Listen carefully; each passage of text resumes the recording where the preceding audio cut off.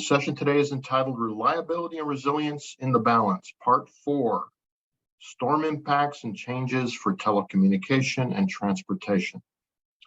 I'm Mark Boyd, current Vice President Technical of the Texas section. I'm also Principal Engineer and Managing Engineering Partner of LCA Environmental. I joined LCA a few years after its founding, and it's been a great ride. Great to see our team evolve over the years to now include my colleagues here, our narrator, Prosper Macania, and our newly promoted Environmental Engineering Department Manager, Dallas May.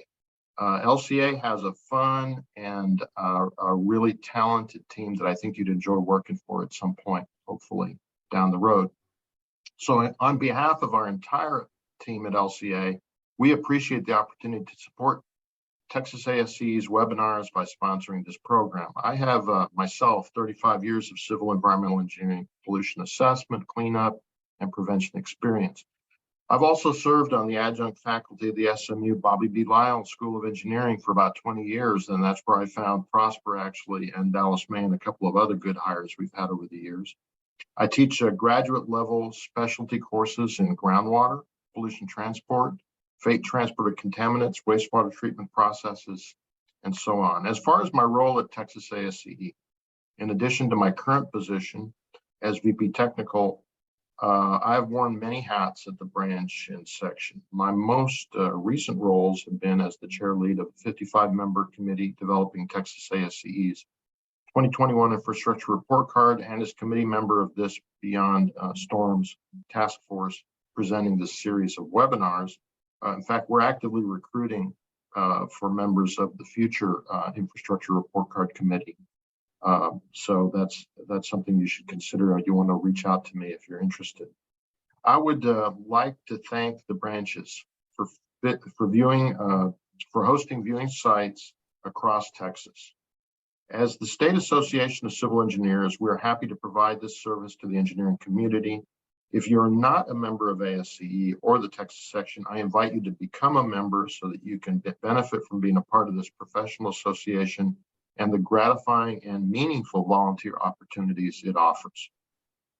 So in a moment, next slide, please. In a moment, I will introduce my colleagues on the committee, Griselda Gonzalez and Patricia Freire. And they'll make the main presentation today. But first, I want to say that it's been my privilege to be on board this committee in playing a small role in helping develop an objective vision beyond the winter storms of 2021. So we're very proud of our report, available on the section website, as it's received national acclaim from Forbes magazine, as well as positive response at the local legislative, public, and engineering community level for its breadth, depth, and objectivity. This all-volunteer committee has gone to great lengths to avoid playing the blame game, with an earnest effort to present a fact-based, informative product designed to point toward real solutions to the present dangerous physical and market-based weaknesses of the Texas grid. So I hope you found this series to be informative and insightful so far. We're almost done. Our purpose is to broaden everyone's understanding into the complexities involved in producing and supporting good policy to address the issues we're all aware of. After today's presentation, we have a final webinar coming up on December 13th, which will emphasize network interdependencies and the final conclusions of our report and subsequent efforts after the report. Next slide, please. One last thing before we get started. Ms. Gonzalez and Ms. Freire have asked me to set forth some definitions to kind of develop a mutual understanding about some key terms, two key terms, in fact. So we define reliability as the ability to access infrastructure's most critical support features when you need them the most, while being confident that it's designed to a quality based on confident projections of dependence. We define resilience, on the other hand, as being the backstop of reliability, a system's robustness, if you will, or its toughness to absorb shocks and continue to operate, or if it does fail, maintain a basic framework which will allow quick recovery. So that's what we think of as resilience. Resilient infrastructure requires strong configurations and institutional resourcefulness to adapt and respond to multiple challenges. Now that we've gotten those terms defined, I am pleased to introduce our presenters today. My good friends and esteemed colleagues, Patricia Friday, PE, from Texas Section ASC's Beyond Storm Committee, and Griselda Gonzalez. Griselda will be presenting the telecommunications sectors. Will be presenting the telecommunication part of this presentation. She is the principal engineer of Global Resilient Infrastructure Solutions, GRIS, if you will, engineering. GRIS is a hub MWSPE certified firm providing management, planning, and design services for infrastructure projects. Griselda has over 20 years of experience in the public and private sector and completed several types of projects from master plan communities to site development, drainage, roadway reconstruction, and federal funding. Her professional passion is delivering projects that are planned with communities in mind to deliver safe, resilient, and sustainable infrastructure with long-term benefits. Griselda has been involved with the Texas Section Government Affairs Committee since attending the 2017 legislative drive-in. She soon began her involvement with the award-winning ASC Government Affairs Committee, and during the inception of this report, she served as Texas Section VP of Professional Affairs and has participated in other technical committees. She now serves on the National Public Policy Committee and will be co-chair for the upcoming Infrastructure Report Card Committee. Patricia Friday will be presenting information on the transportation sector. She is the principal of Friday Engineering and Consulting, FEC. FEC is a hub and also an MWSPE certified firm providing management, planning, and design services for infrastructure projects. Patricia has over 25 years of experience in the public and private sectors and has completed several types of projects in the private and public sectors, ranging from site development, drainage, roadway reconstruction, parks, green spaces, and federally funded program management. Her professional passion is delivering projects that enhance or improve the quality of life for all stakeholders. Patricia has been a real road warrior for ASCE as well, and has been involved with the Texas section of ASCE Government Affairs since also attending the 2017 legislative drive-in. She began her involvement with the award-winning Government Affairs Committee by leading the 2021 Infrastructure Report Card Subcommittee on Public Parks. That's the first time that the section has ever graded public parks in the report card. During the inception and rollout of the Winter Storms report, she served as the Texas Section VP of Professional Affairs elect and Texas Section VP Professional Affairs, respectively. She also participated in other technical committees and served as the ASCE National Infrastructure and Research Policy Committee Chair as a Region 6 governor. She will continue to serve as the Public Parks Subcommittee Chair for the upcoming IRC endeavor, which I'm really glad to hear about. So with that, I'm going to hand this over to Griselda. Take it away, and we'll move on with the program. Thank you, Mark. And also thank you to Jeff and all the committee members for their work on this report, putting together this report, Oliver and Mark, everybody who participated in putting this report. Well, as I was preparing for this presentation, I was curious about the etymology of the word, just to see what I found. It's something I like to do sometimes, just go back and look up words. And so I found it not surprising that this compound word has Greek and Latin origins, telecommunications. Tele has Greek origins and means far off, afar, at, or to a distance. Now, the second element of this compound word is descended from the Latin noun communicatio, which means a sharing or imparting. And that word is from the root word communis, which means common, public, and is linked to the Latin word meaning duty, gift. Now, I thought this was interesting because, we're engineers, and it gave me a little different perspective on the meaning of the word. Communication, could also be understood to mean sharing as a duty or a gift for the common good of the public. And that's what engineering is all about, right? The common good of the public. Finally, I also learned, according to Wikipedia, that the modern use of the word is adapted from the French because its first written use was recorded in 1904 by a French engineer, which I thought was pretty cool. So the development of today's modern telecommunication system was actually revolutionized in the 19th century, as we know, following the invention of the telegraph and the telephone. These systems of telecommunications have eliminated physical barriers and distance, and really now demand the efficient and easy exchange of audio, visual, and data. You can see from this graphic what some of those networks are. Phone networks, fax machines, radio, television, computer networks. These systems are relied upon to stay constantly connected to people, to places, and to objects, equipment, and necessary information for various reasons. Some of these are for the constant supervising and monitoring, such as financial institutions, healthcare, and aviation. We know also that our military and government sectors rely on the functionality of the telecommunications sector to be able to protect the public and manage communities. So who regulates these networks, and how do these network systems really function?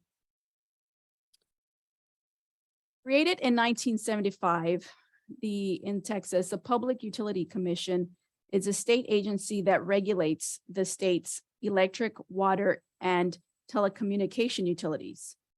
The PUC also implements respective legislation and offers customer assistance in resolving consumer complaints.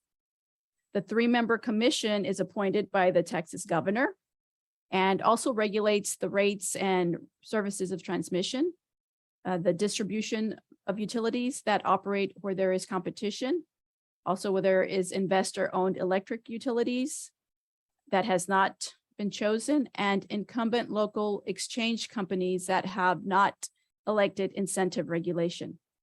The PUC's mission is to protect customers, to foster competition, and promote high-quality infrastructure.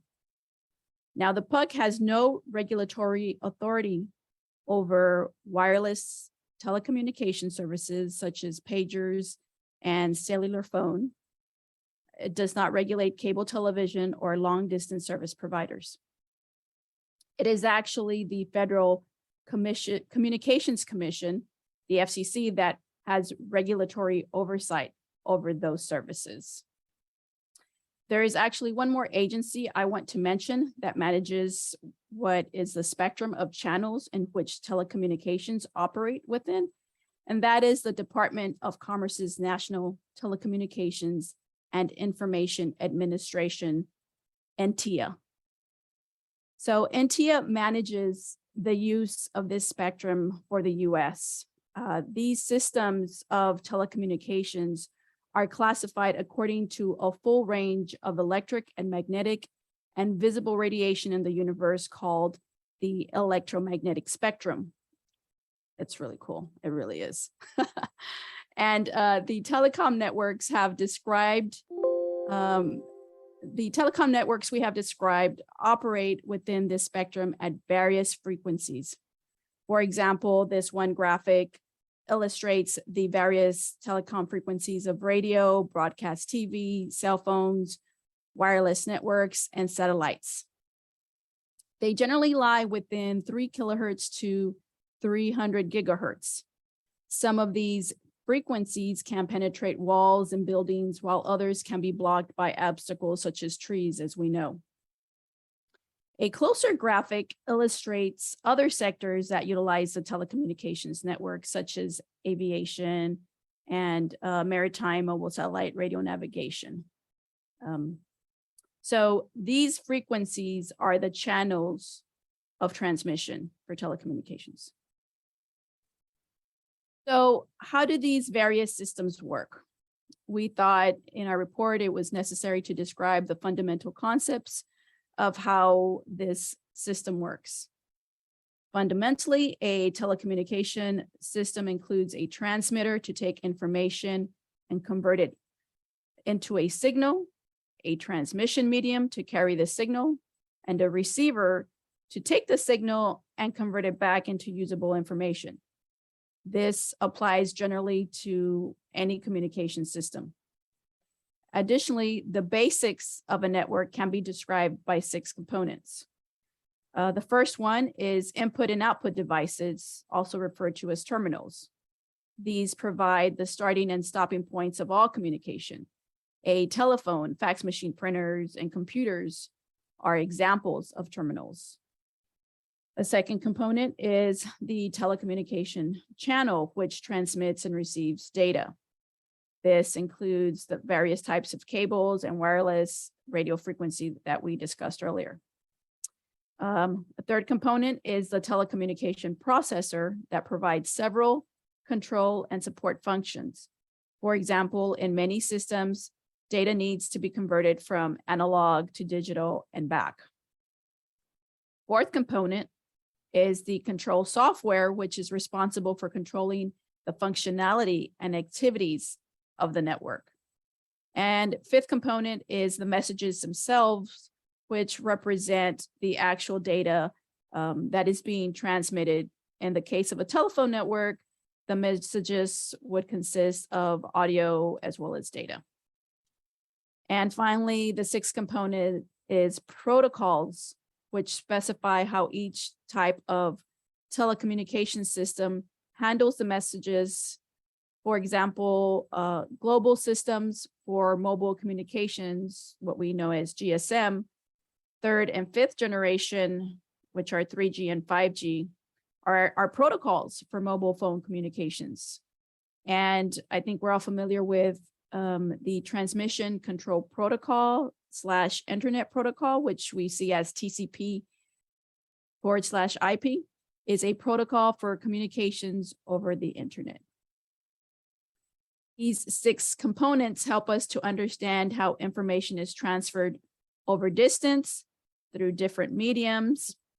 And all these pieces need to be functioning for systems, for our telecommunication systems to be reliable.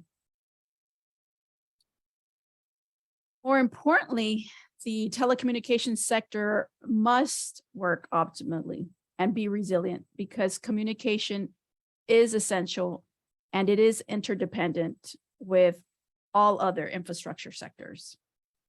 According to the Cybersecurity and Infrastructure Security Agency, CISA, which is an agency of the U.S. Department of Homeland Security, they have identified and listed 16 critical infrastructure sectors whose assets, systems, and networks, whether physical or virtual, are considered so vital that their incapacitation or destruction would have a debilitating effect to our security, economy, and health. The communication sector is an integral component underlying the operations of all businesses, public safety organizations, and government. There is a Presidential Policy Directive 21 that states that the communication sector itself is critical because it provides an enabling function. It enables all the other sectors, and is across all critical infrastructure sectors. Meaning it's fundamental to its society, and it's an inseparable part of every critical infrastructure sector identified in the graphic. For example, the use of supervisory control and data acquisition, which we know as SCADA systems, are used for monitoring, maintaining, and controlling utilities that requires telecommunication services. All these critical sectors rely upon proper, reliable, functional operations of the telecommunication sector in order to be effective, protect the public, and managed communities. So understanding this interdependence, we can see how much more severe our infrastructure sector could have been impacted by Winter Storm Uri if we had lost all telecommunication services. The winter storm period extended from February 13th through the 17th and caused widespread impacts across Texas. Cell phone providers were relying on social media to communicate to their users that they were working diligent to restore services. In some cases, the power outages impacted the fiber that cell phone service providers use to provide connectivity from each cell site to their switching facilities. And in other cases, the frigid temperatures impacted the infrastructure that cell services depend on, which are antennas and base stations to connect calls between towers. The storm exhausted backup energy caused by some service providers to lose power as well. So the Winter Storm Uri update, there was a Winter Storm Uri update that was released on February 18th, 2021 by the FCC. And that update provided a snapshot of the status of communication services in Texas and in Oklahoma. The outage data report was provided by the Network Outage Reporting System, NORS, and identified Texas as having 208 service providers with outages. This impacted tens and hundreds of thousands of wireless users, hardline users, internet users, and fiber optic users. We can see from this report here that, the voice over internet users were probably affected the most. Those had the most outages. The FCC also stated in the report update that the interdependence with power and communication remained a challenge. I thought that statement was really, it's exactly what we're talking about. So then how do we remedy the challenges or improve the sector? Our report had a few recommendations. So in order to improve the reliability and resilience, the committee recommended the following. Recommended improved hardening of site telecommunications facilities and the infrastructure for weather extremes. They need to review site-specific issues and improve and modernize and maintain for readiness. Be ready for the extremes that may happen for weather, but that depends on each site. They need to consider expanded redundancy on select infrastructure. For example, in doing something totally different here, but bus shelters. When you do bus shelters, when an organization has bus shelters, they need to have extra bus shelters in case one is damaged. So they have another one ready to go and install it on site. So that type of redundancy, having equipment, having backup generators, whatever you need to be redundant, that's what we mean here. Education and outreach of interdependent infrastructure was another recommendation. So we recommended that they develop and update risk mitigation plans and that they test public outreach by government agencies under stress conditions. So the interdependence among these critical infrastructure systems increases, as we know, the risk of a series of failures. And this series of failures amplifies negative effects and increases recovery time that's caused during a crisis. And that's not when we want to be figuring things out. So we need to understand and know how to better manage these interactions and interdependencies, and prepare owners and the folks who maintain these systems to be prepared and mitigate the loss of situational awareness. If they know when something's going to fail, what you need to do, then they'll be prepared. And lastly, mapping out every interdependence, having contingency plans and redundancy in place will ensure we are better prepared to manage system during disasters by making informed decisions. Basically, in a way, it's understanding that every path for telecommunications is a critical path, and we need to be prepared when something fails. So these recommendations concludes the telecommunication infrastructure sector. And now Patricia will continue with the transportation sector. Thank you, Griselda. First and foremost, howdy to everybody. Thank you, Mark, for the webinar introduction and moderating this webinar. But more importantly, thank you for all your contributions to ASCE. Griselda, thanks again for your presentation on the telecommunications infrastructure sector. It is very informative. So let us now transition to another sector, the transportation infrastructure sector. Simply stated, the transportation sector consists of a variety of modes that exist to transport goods and people to market and between points A and B. The transportation sector is another vital sector that makes it possible to lead the quality of life we have all come to know and expect, as well as to keep a healthy market competition. This is especially important as Texas is the third largest state by population in the US and is trending to double in population by 2050. This means that a need for significant expansion and improvement of the state's infrastructure is of the utmost importance. And the new infrastructure should be designed and constructed to be reliable and resilient. In its most fundamental makeup, there are 6 modes of transportation.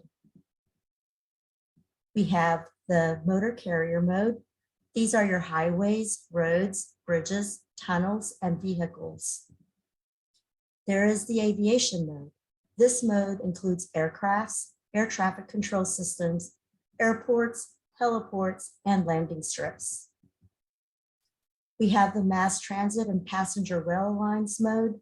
This includes terminals, operational systems, and supporting infrastructure for passenger services by transit buses, trolley buses, monorails, heavy rails such as subways or metros, light rail, passenger rail, and van pool ride shares.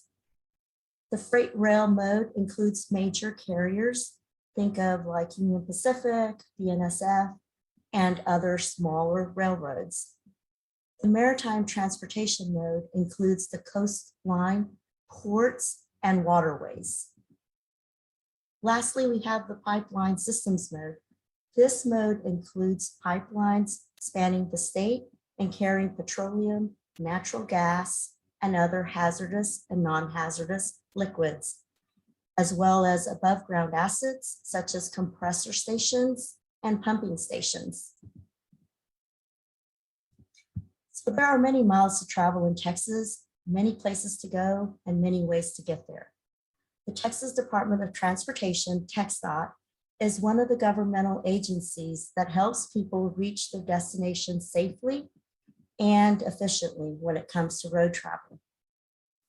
The U.S. Federal Aviation Administration, FAA, is the agency that regulates more than half of all air traffic.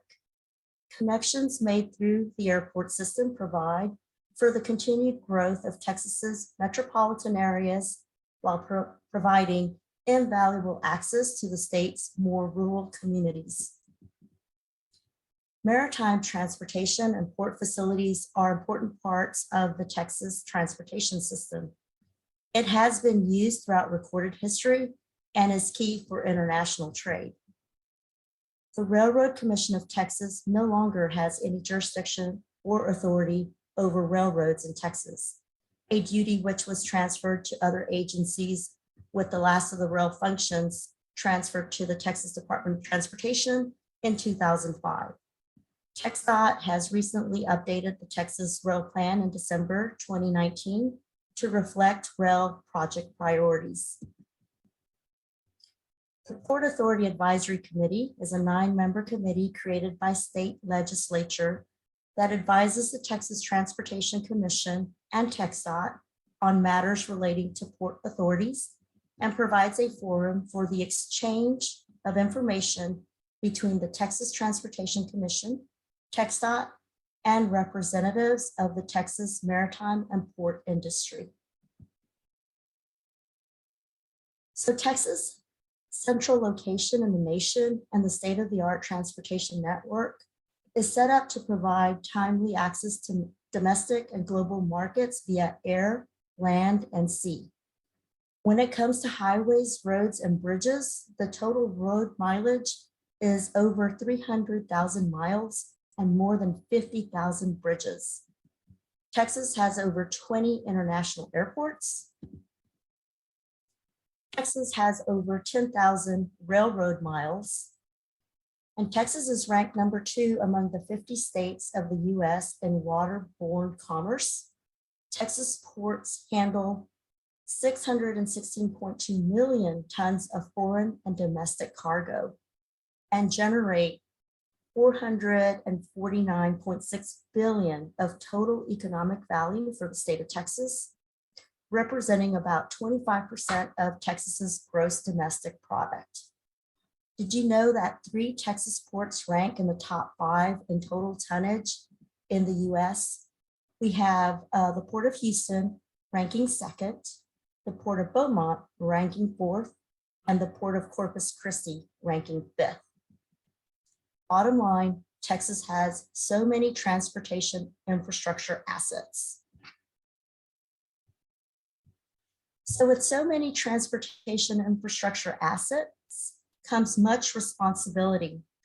As part of the Infrastructure Investment and Jobs Act bill signed into law in November 2021, the White House estimates that Texas will receive about $35 billion over 5 years for roads, bridges, pipes, ports, broadband access, and other projects. The breakdown of the funds that Texas anticipates is the following. The federal highway programs, just shy of $27 billion. Public transportation, $3.3 billion.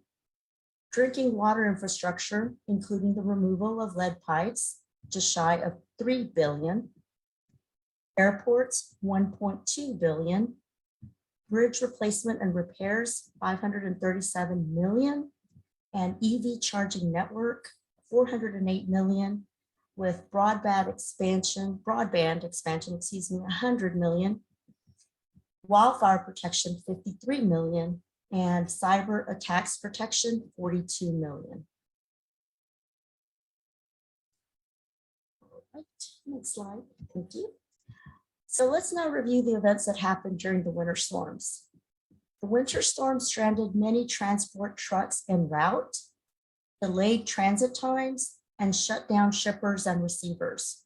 Seaports became increasingly backlogged, and many railroads, including Union Pacific, shut down for periods of time.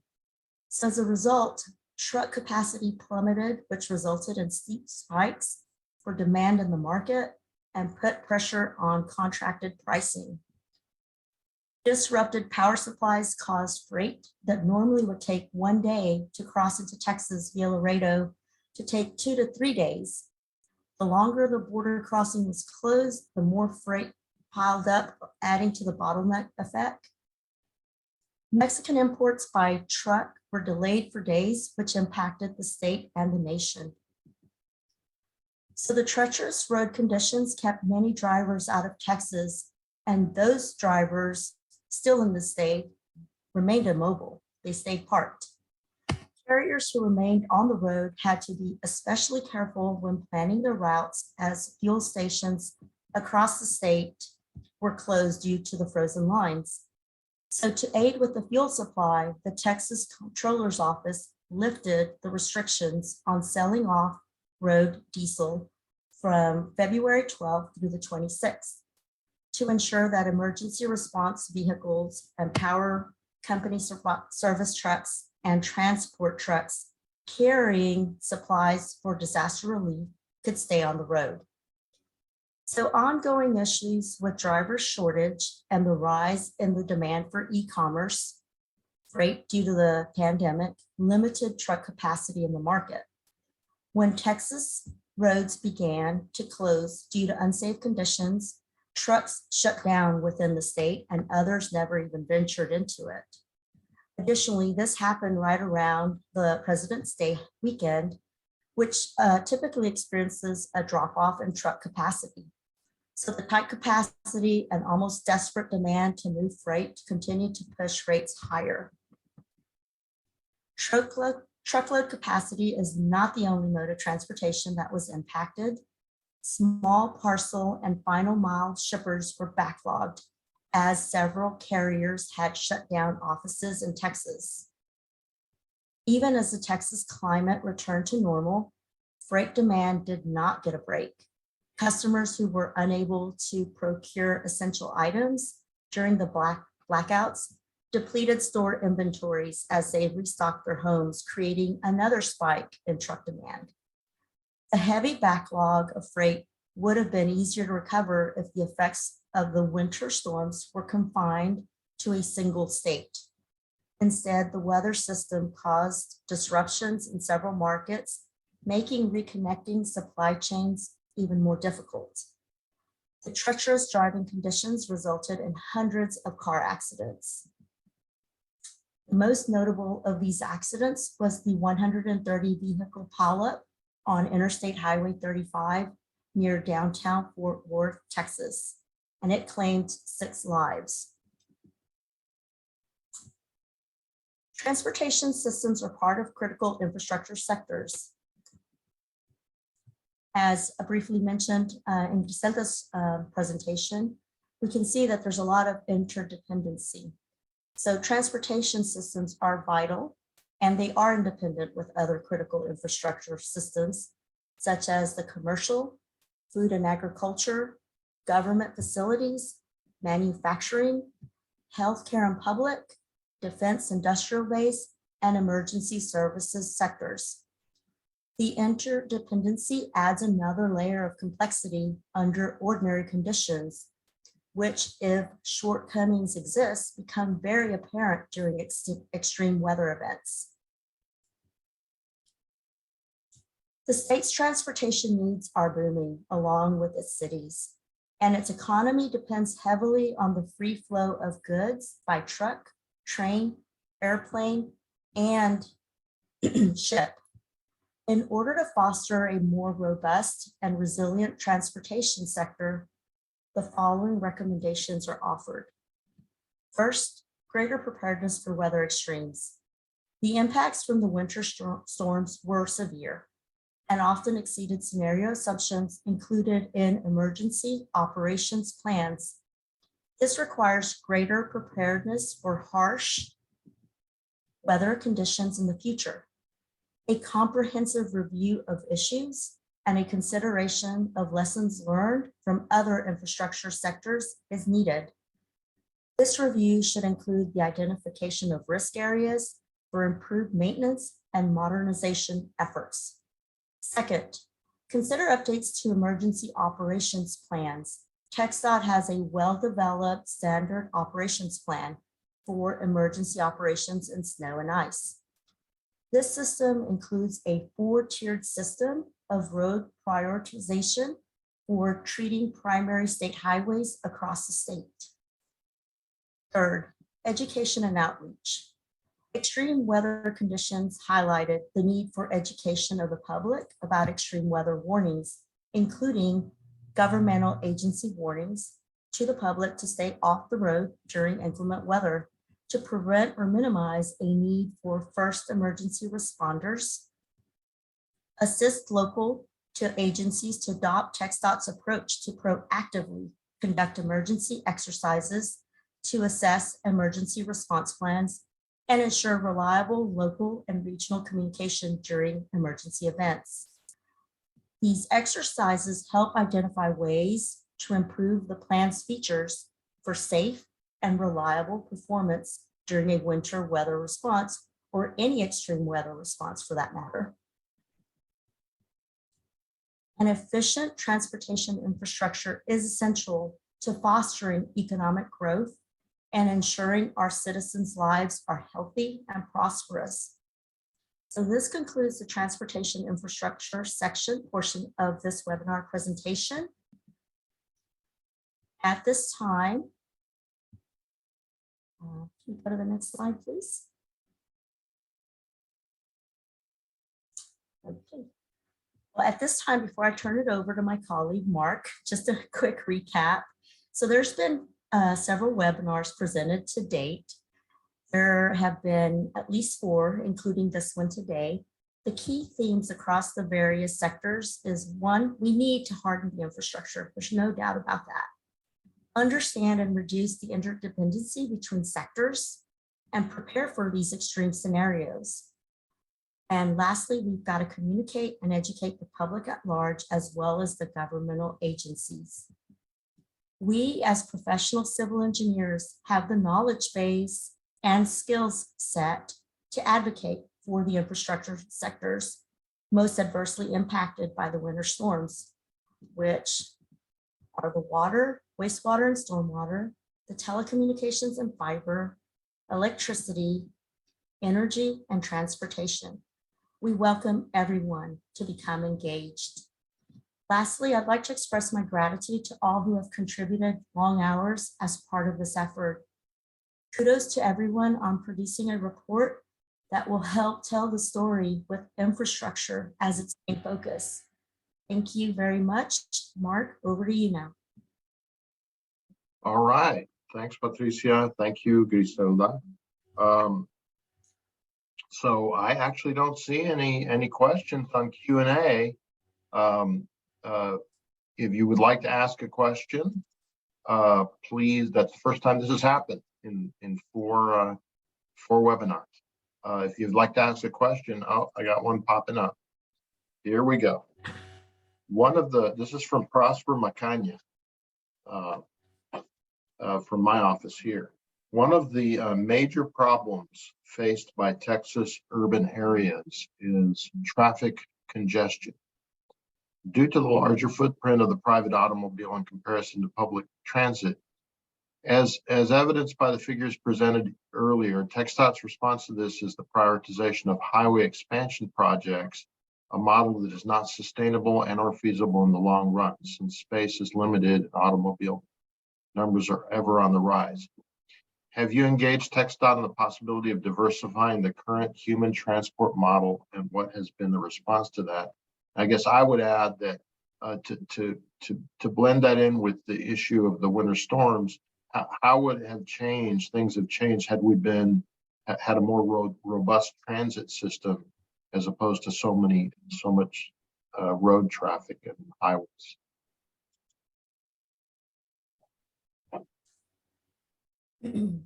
So the response to that is that we as ASE Texas section has not formally engaged TxDOT to see if they can change their model, but that's not a bad idea moving forward to try and incorporate and have ASE formally just touch base with TxDOT and see if we can have some sort of influence on that. Griselda, do you have anything to add to that?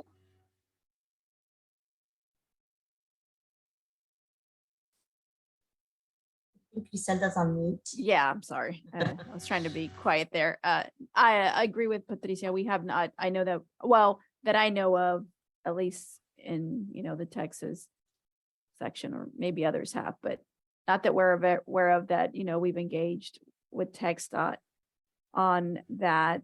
And well, I think, as we become more consider our resources and consider sustainability more, I think, that oh, the question went away, but that we need to find alternate modes of transportation. Right. And I will add just right quickly, if I could, people in Texas love their vehicles. They love to drive everywhere, be in control. It's going to take a lot of influence and education to try and change people's mentality about mass transit and changing that model of needing more highways, more lanes, more concrete. So Mark, Griselda, and Patricia, would you comment on the new National American Society of Civil Engineers Board and the adoption of a very different, much more assertive manner of addressing the issues posted in the question, the new perspective of how American Society of Civil Engineers is going to become active in advocating for these sorts of things. All right, we have another question. It's a quick one. Maybe this would be for Mike Sosa. Are the earlier webinars available? Would you educate everybody on that, Mike? Yeah, sure. They are available. They're on the Texas Sections YouTube channel, and I will put the link to that in the chat here in just a minute. All right, awesome. So I mentioned there are, this is 4 of 5, and the last one will be in December. Here's another question. Does infrastructure include flood-related facilities? Will the infrastructure bill allocate funds for it? my thought is, yes, it does. I don't know how direct any of the funds will actually go towards flood mitigation infrastructure. Flood mitigation is one of the categories, we call it flood risk, that is evaluated in the report card. And the answer is that, one of the answers is that the report card is getting a great deal of traction and visibility in the state legislature. And as it relates to federal funding, yes, we believe that there will be more flood-related facility funding coming. This particular, we're not really equipped in this webinar to come up with the facts and figures. We have those presented in other presentations we've made over the last year or two about the report card. Griselda, did you want to add anything about flood-related facilities? No. Okay. Here's a question from Otis. I was waiting for a question from you, Otis. That's great, Otis Foster. With our future of all electrical vehicles, will there be remote chargers on tow service trucks? I wish I could answer that question. What is that? But I would say that, that's something to consider. Obviously, you're saying have the ability for tow trucks to charge electric vehicles in rural areas of the state, correct, Mr. Otis? I think that's the question, and not just rural areas, but in general. In general, and it's kind of related to this subject. We're getting a lot of questions that aren't directly related to the winter storm, but whatever the winter storm did to impact weaknesses in the infrastructure are all broad issues. And my view on this is that as electric vehicles become more and more dominant on the streets and roads, that tow trucks, the private sector is going to have to respond to those needs. Well, I'll add this, right now there are trucks, you see the commercials, the trucks that charge homes. You plug in, they're now, advertising trucks that when you have power outages, you can, plug up your home. So yes, that is the case. That is the case with the Ford F-150, and Ford has now started for this special F-150 that has a sizable generator hooked to the engine. Ford is also, at the request of customers, including a charging cable so that electric vehicles can be charged from that specific type of pickup truck. So it's not out of the question that in the future, emergency response vehicles and tow trucks could provide that kind of electric vehicle charging, particularly in emergency situations. The question, Otis just clarified, the question actually was from somebody that's viewing us from Colorado. Welcome, Dave, electrical engineer from Colorado. And he said, yes, that was the focus of his question in terms of the tow trucks. And I'm thinking about somebody that eventually, or a mass of cars eventually that are stuck, you know, out in a winter storm that will need help, that are electric cars. You know, and it may well be you'll see more and more of the of tow trucks, but I don't have anything specific other than it probably makes sense. Right. My estimation is that in those kinds of scenarios, the National Guard would be deployed, and more and more vehicles that are National Guard vehicles will have that capability, because they are already incorporating it as military and emergency response assets depend more heavily on electrical power.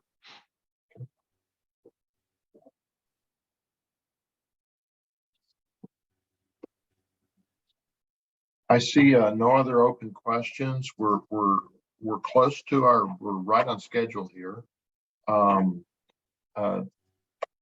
If no other questions, Griselda, Patricia, is there anything you would like to add or punctuate, or Oliver? If I may, this is Patricia. I would like to just echo the call for action for any of the participants. We're always looking for individuals that want to engage, that want to become part of the solution. So I would say contact Mark Boyd, myself, Griselda, Oliver, any of your local branch ASC leadership, or even just the Texas section, to go ahead and become a little bit more involved. We're always looking for folks to go ahead and help carry the torch. Ditto for me. I do have one last question here from Lynn Clark.